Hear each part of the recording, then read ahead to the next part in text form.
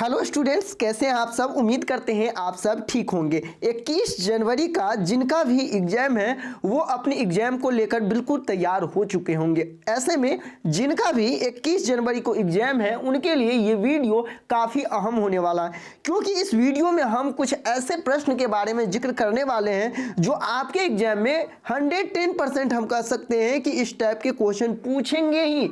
और जिनका एग्जाम हो गया है वो तो ऑलरेडी वीडियो को देखने के बाद ही समझ जाएंगे कि इस तरह के जो प्रश्न पूछे गए थे। तो प्रश्न क्या है, देखिए।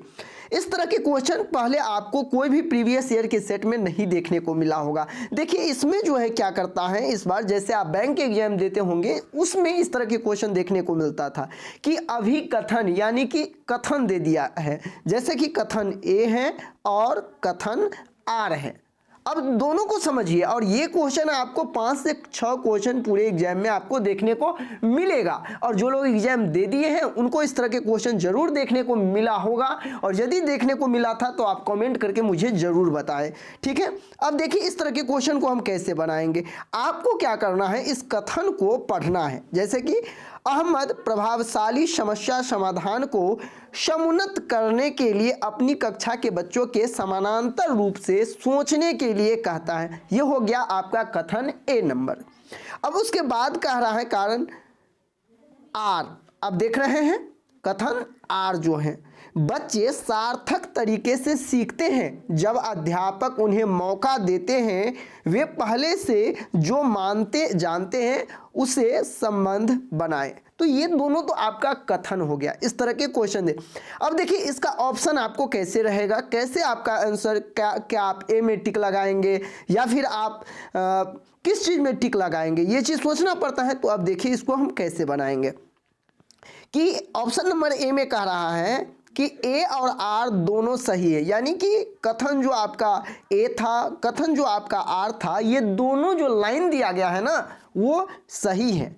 और साथ ही साथ इसमें देखिए ये भी कह रहा है कि आर सही व्याख्या करता है ए की। तो इस तरह के क्वेश्चन जैसे एग्जाम में आप देखते हैं तो आप ये सोचने लग जाते हैं कि ये क्वेश्चन बिल्कुल आउट ऑफ सिलेबस हैं। इस तरह के कभी तो हम प्रीवियस ईयर में बनाए ही नहीं, और कभी आप लोग जो है एग्जाम हॉल में हतोत्साहित हो जाते हैं। तो बिल्कुल आप लोग को इस तरह के क्वेश्चन यदि देखने को मिले तो आपको बिल्कुल हतोत्साहित नहीं होना है, ठीक है। ये जानकारी सबसे पहले इस चैनल के माध्यम से आपको दी जा रही है। तो सीटेट से रिलेटेड इसी तरह लेटेस्ट वीडियो देखने के लिए, सीटेट से रिलेटेड सभी जानकारी के लिए आप इस चैनल को चाहे तो सब्सक्राइब कर सकते हैं। अब देखिए ए और बी दोनों सही है लेकिन आर सही व्याख्या नहीं करता। अब हम इस वीडियो में ये जानकारी देंगे कि इस क्वेश्चन को हम बनाएंगे कैसे। देखिए इसमें दो चीज सबसे पहले आपको ध्यान देना है कि क्या कथन ए जो कह रहा है, जो लाइन है, क्या वो सही है, क्या लाइन बी सही है। तो आप इस क्वेश्चन में देखेंगे तो आपको ये देखने को मिलेगा कि लाइन ए और आर दोनों जो दिए गए वाक्य हैं वो सही है। क्यों? क्योंकि प्रभावशाली समस्या समाधान को समुन्नत करने के लिए अपनी कक्षा के बच्चों को समांतर रूप से सोचने के लिए कहता है, ये भी बात सही है। और बच्चे सीखते समय अध्यापक मौका उनको ये भी देना चाहिए। तो देखिए ए भी सही है और आर भी सही। तो सबसे पहले तो मुझे ये देखना है कि ए और आर सही किस किस में है। तो ऑप्शन ए और बी में। अब कह रहा है कि आर सही व्याख्या, ये व्याख्या होता क्या है। तो देखिए चूंकि इसमें भी सीखने की बात की गई है और इसमें भी सीखने की बात की गई है, यानी कि इनका संबंध इस ए से है, और इसीलिए इसका राइट आंसर आपका जो हो जाएगा वो क्या हो जाएगा, ए हो जाएगा। और इसीलिए इसका आंसर ए होगा। यदि आपको लगे कि नहीं कथन ए गलत है तो आप यहां भी सिलेक्ट कर सकते हैं कि ए सही है लेकिन आर जो यानी दूसरा आपका गलत रहेगा तो उसको कहेंगे, तब आप इसमें टिक लगा दीजिएगा। यदि आपको लगे कि नहीं ए और आर दोनों जो हैं वो गलत है तो फिर आप इसमें टिक लगा लेंगे। सिंपल में एक सिंपल क्वेश्चन हम आपको ऐसे देते हैं, यदि ए में होता विकास जीवन पर्यंत चलने वाली प्रक्रिया है और दूसरा में रहता विकास जो है शीर्षाभिमुख सिद्धांत को पालन करता है, तो इससे आप क्या समझे, जो ये भी सही है ये भी सही है और दोनों विकास से रिलेटेड है, इसका मतलब ऑप्शन ए सही होगा। तो इस तरह से आपके बहुत सारे टॉपिक दे करके इस तरह के कथन का रिलेटेड आपको क्वेश्चन एक देखने को मिलेगा। आपके एग्जाम हॉल में आप देखेंगे इस तरह के प्रश्न आपको जरूर देखने को मिलेगा। अब जैसे कि आप सभी जानते हैं कि ईपी 2020 से पर डे क्वेश्चन पूछे जा रहे हैं। अब देखिए क्वेश्चन किस टाइप से पूछा गया। ये क्वेश्चन जो अभी दिखा रहे हैं आपको, ये सीटेट में पूछा गया क्वेश्चन है। इस बार के एग्जाम में ये क्वेश्चन पूछा गया है। राष्ट्रीय शिक्षा नीति 2020 किस उपागम से किस उपागम के लिए, देखिए 2 उपागम की बात की गई है। फर्स्ट उपागम किस उपागम से डाइवर्ट करके अब इस उपागम में लाया गया है। तो ये क्वेश्चन सब देखने के बाद ऑटोमेटिक पहला है संरचनावादी से हम किस ओर जा रहे हैं, व्यवहारवादी। दूसरा है रटने पर आधारित अधिगम से हम अवधारणात्मक की ओर जा रहे हैं।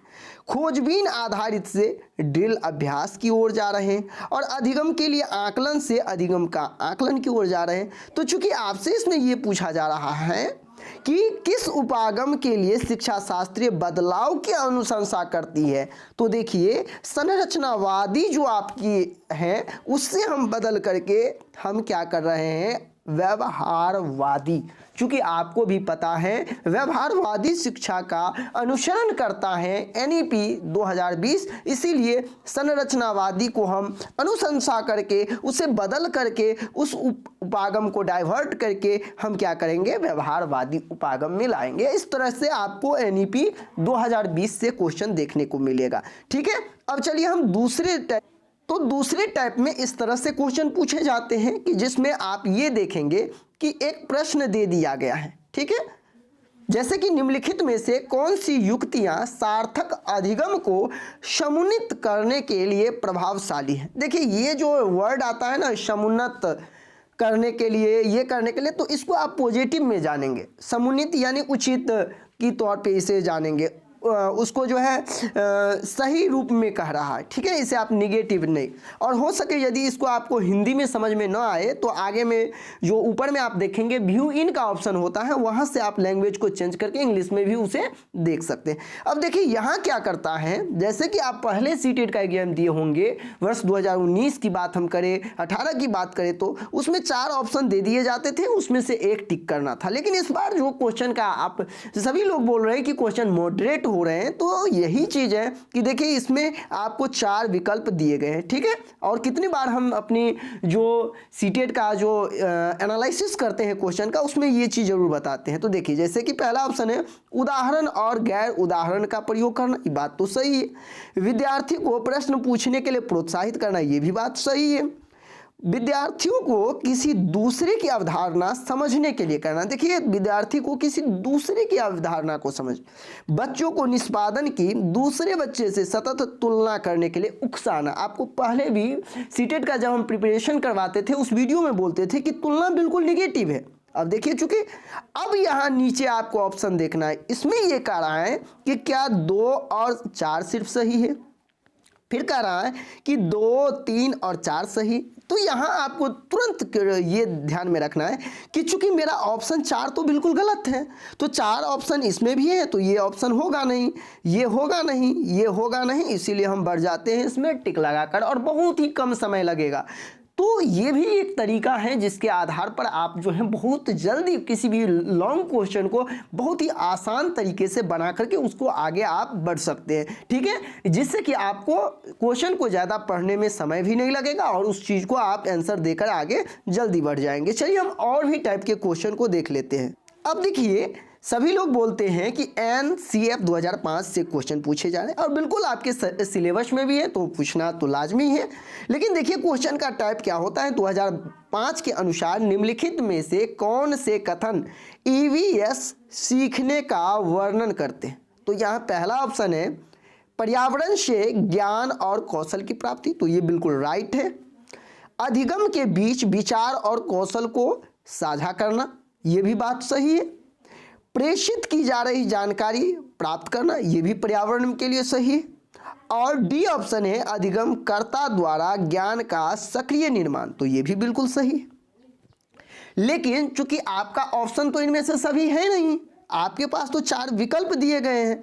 अब 4 विकल्प के अकॉर्डिंग आपको आंसर चूज करना है, जिसमें यह कहा गया है कि पहला A, B, C उत्तर सही होगा, यानी ये और ये सही होगा। तो इसमें गौर कीजिए, अधिगम कर्ता के बीच विचार और कौशल का साझा क्या हम नहीं करेंगे, बिल्कुल करेंगे, तो इसलिए ये ऑप्शन आपका गलत हो जाएगा।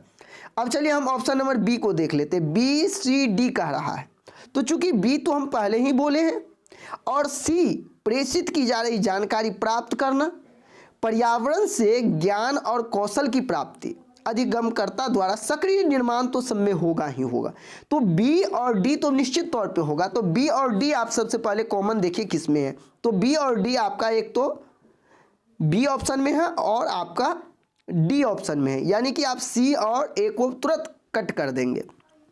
अब आपको डिसाइड करना है कि बी सी डी ले या फिर डी ए बी। तो देखिए ए में कह रहा है पर्यावरण के ज्ञान और कौशल को प्राप्ति होगा, और इसमें कह रहा है प्रेषित की जा रही जानकारी प्राप्त करना। इसमें सिर्फ जानकारी प्राप्त करना रहा है जो हम दे रहे हैं, इससे कहीं बेहतर है कि आपका option number A, option number B और ऑप्शन नंबर डी सही होगा, और इसीलिए इसका जो राइट आंसर हो जाएगा वो आपका डी हो जाएगा। ठीक है, तो आप तो समझ गए होंगे ना कि सीटेट आखिरकार किस तरह से क्वेश्चन आपको एग्जाम में देने वाले हैं, और जिसको देखकर काफ़ी सारे स्टूडेंट जो हैं घबरा जाते हैं, वो सोचने लगते हैं कि कितना कितना लॉन्ग क्वेश्चन आ रहा है, और कहीं ना कहीं वो अपने आप को, अपनी संवेग को रोक सही नहीं रख पाते हैं, और जिसके कारण उनका एग्जाम जो है वो खराब हो जाता है।